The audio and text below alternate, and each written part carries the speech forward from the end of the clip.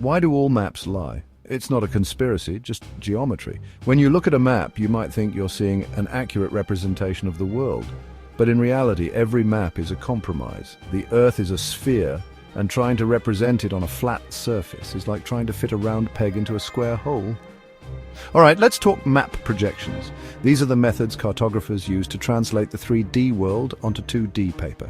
Each projection has its own set of rules and distortions, and understanding them can help us appreciate the complexity behind the maps we often take for granted.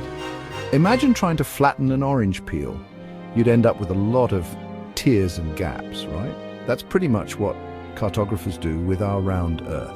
They have to decide which features to preserve and which to distort. The problem, you can't flatten a sphere without some distortion.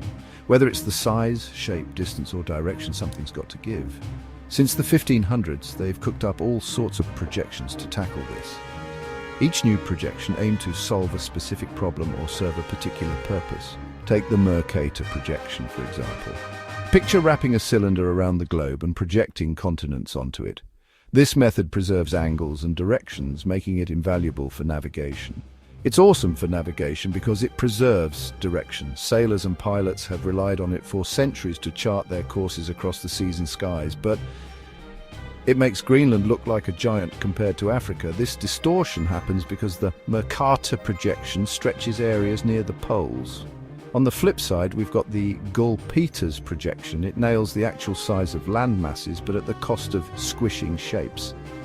This projection aims to present a more equitable view of the world by accurately representing the size of countries and continents. Africa finally gets the spotlight, but it looks a bit stretched. The trade-off here is that while the sizes are correct, the shapes can appear elongated or compressed. Then there's the Winkle triple. Adopted by National Geographic, it balances accuracy and looks kind of like a map supermodel. This projection tries to minimize distortion in area, direction and distance, offering a more balanced view of the world. The takeaway: no map is perfect. Each projection has its strengths and weaknesses, and the best one to use depends on what you need it for. Each one has its quirks based on its purpose. Whether for navigation, education or simply decoration, every map tells a different story. So next time you see a map, remember, it's bending the truth just a bit.